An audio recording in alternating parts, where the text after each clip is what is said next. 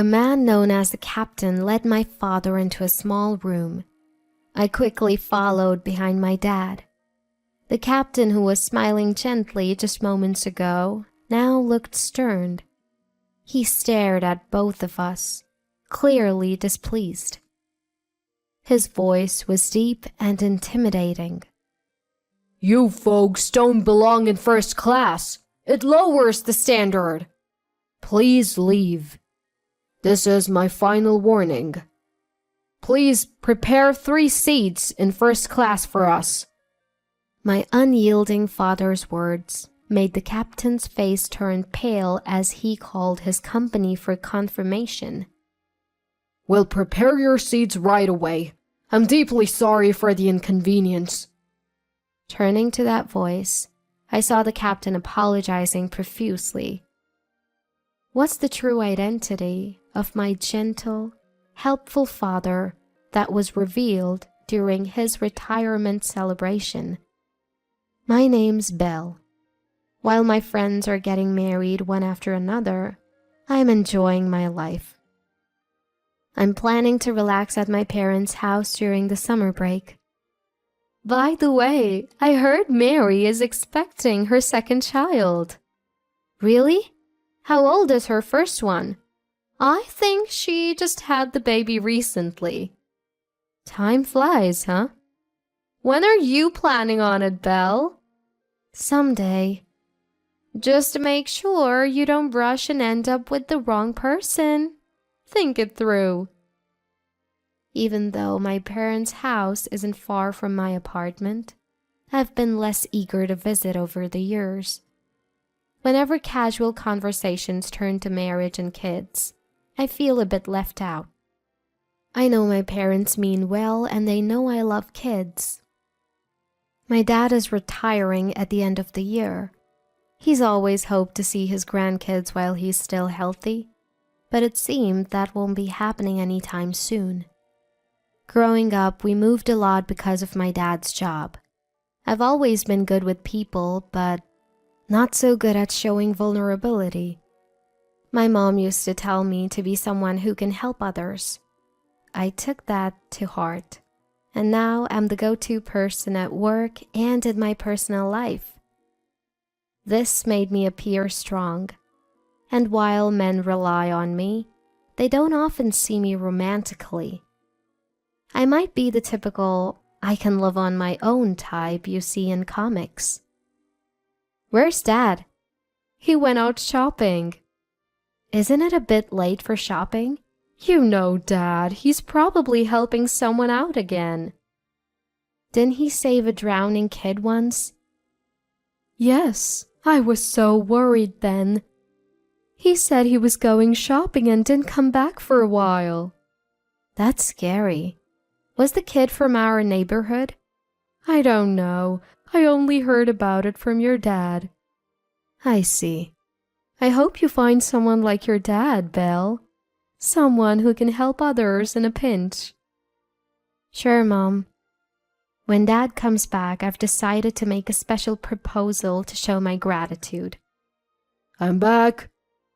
You're late. Hey, Belle. Welcome back. Thanks. Where did you go shopping? Dad walked in from the entrance with bags from the local supermarket. It's only a 10-minute drive to the supermarket. It seemed like he took a bit too long for such a short trip. As soon as my mother saw my father, she headed to the kitchen to reheat the prepared meal. I stood up to set the table when my father's cell phone rang. Hello? While on the call, my father discreetly stepped out of the living room.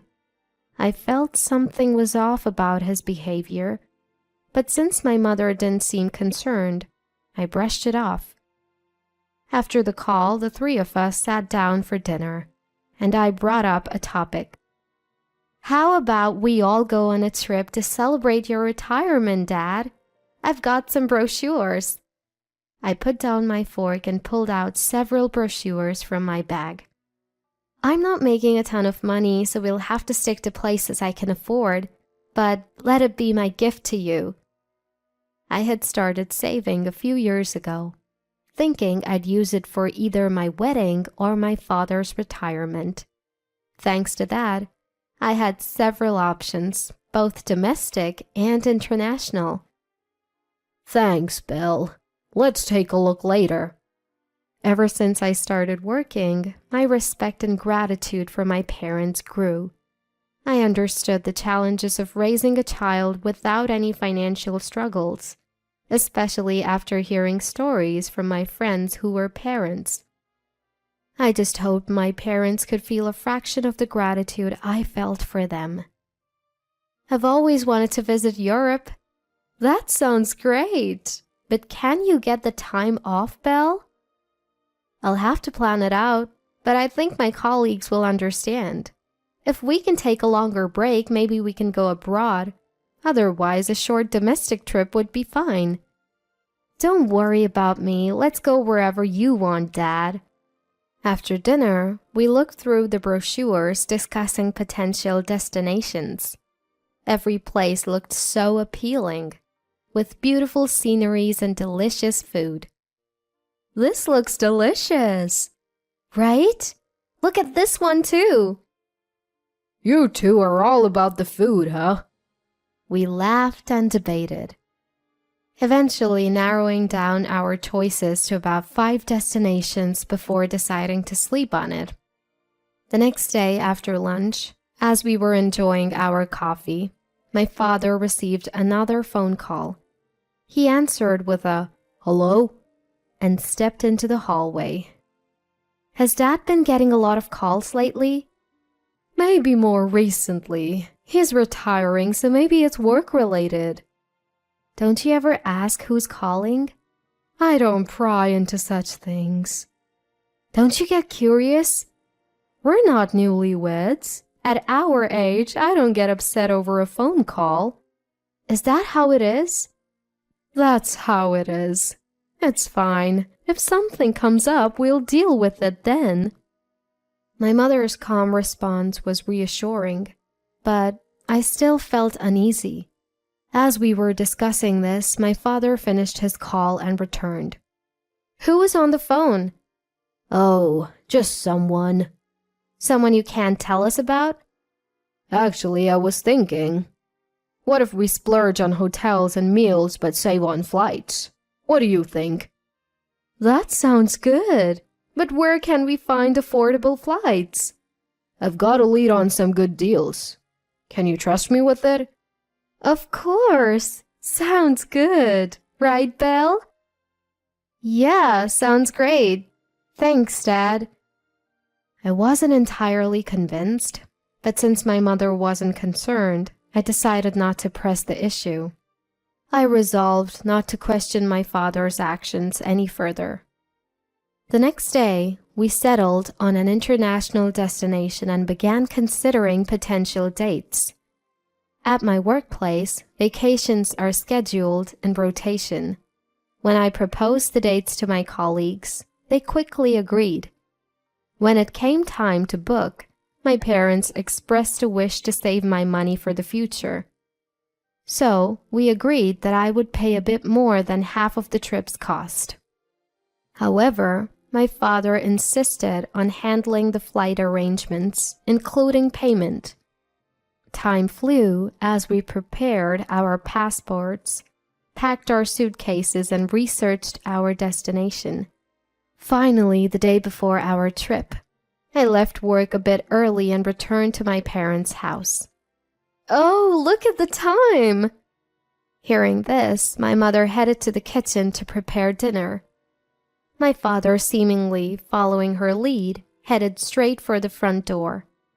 Where are you off to, Dad? Just a quick errand. Will you be back by dinner? Yeah, I'll be quick. Be right back. Where did Dad go? I'm not sure. He didn't mention anything about going out today. What should we have for dinner? My mother began preparing dinner, and my unease about my father's behavior grew. However, he returned in about an hour. Where were you?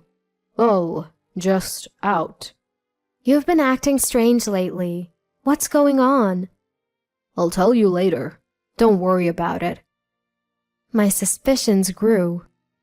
But with our celebratory trip starting tomorrow, I didn't want to cause any tension. I decided to prioritize enjoying the trip. On the day of the trip, while my father exchanged our tickets, my mother and I headed to the baggage drop.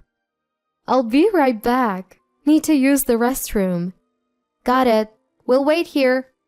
As I walked to the check-in counter, I spotted my father. He looked tense, seemingly in a disagreement with an airline employee. We made a reservation. I'm sorry, but we don't have any record of it. Just find us 3 seats. I'm truly sorry, but we don't have any available seats. That can't be right. There were seats available when I checked yesterday. I understand your frustration, but we don't have any seats. This is unacceptable. Please find a solution. My usually calm father was raising his voice. Suddenly, a tall, tanned man approached. He signaled to the staff and then addressed my father. Excuse me, sir. The captain. What seems to be the problem? We made a reservation, but they are saying it's not in the system. Plus, they're claiming there are no available seats. I even received a confirmation call about the reservation. I understand. Could you please come with me? The man referred to as the captain gestured to a door on the wall. I quickly followed my father. Once inside the small room, the captain's previously friendly demeanor changed. He looked at my father and me with a displeased expression. His voice was deep and intimidating. You made a reservation to first class, correct? Yes, that's right. So if there were available seats in first class, there should have been at least 3 available, right? Do you even know what first class means? It's not for people dressed like you. Don't you get it? Is this how your airline trains its staff? To judge people by their appearance? It's impressive that a captain would come out and insult a customer like this. I don't care about that. Having someone dressed as shabbily as you in first class would lower our standards. Please leave. We hadn't been told we'd be flying first class, and given the long flight, we had dressed for comfort. Still, the captain's words angered me. This is your last warning. Prepare 3 seats in first class. If you don't, this might be your last flight. My usually calm father spoke with such authority. It took me by surprise. The captain looked equally shocked, as if thinking, what is this guy talking about? I'll be in charge of personnel decisions for this airline starting next year, so I'll be the one deciding your fate. That's impossible. If you don't believe me, check with your boss. My name is Wilson David. With such confidence in my father's voice, the captain began making a phone call. As he spoke, his face turned pale. I deeply apologize, Mr. Wilson David. We'll prepare your first-class seats right away. Good. Make sure you do. And about the personnel matter you mentioned earlier. Come on, Belle. Let's go. I'm truly sorry. As my father walked back to me, the captain called out to him with a loud voice. When my father turned around, the captain was deeply apologizing. I assure you this isn't our usual behavior. Usually different, huh? Seems like you've been hiding your true nature. Anyway, thanks for arranging the seats. With that, my father patted my shoulder and headed to the boarding gate. While waiting for the plane, my father explained everything. Years ago, he had saved a child from drowning in a river. That child's father turned out to be the CEO of this airline. They had maintained a casual relationship since, exchanging Christmas cards and occasional gifts. One day, the CEO called my father. He had been diagnosed with a terminal illness. His son was already working, but he wanted someone trustworthy by his side. That's when he thought of my father.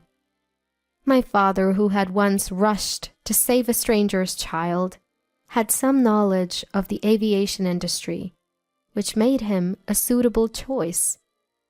After some contemplation, my father accepted the offer. His recent phone calls and outings were to discuss the transition with the CEO and his son. In the end, the captain, who had deeply apologized, was reportedly let go after our flight. When I reported the captain's situation to the president's son and asked the current personnel department to interview the captain's surroundings, I found that he got angry with his colleagues and juniors and harassed customers he didn't like. It was discovered that he had been doing this. After hearing from colleagues and subordinates about his behavior, the CEO was furious and decided to fire him. Our family celebrated both my father's retirement and his new high-ranking position by enjoying the best trip ever. After returning, my father seemed even more involved in his work than before.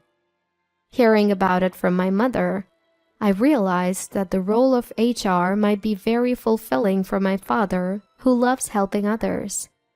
Witnessing the connections my father made by prioritizing others over himself, I decided to live my life in a similar manner.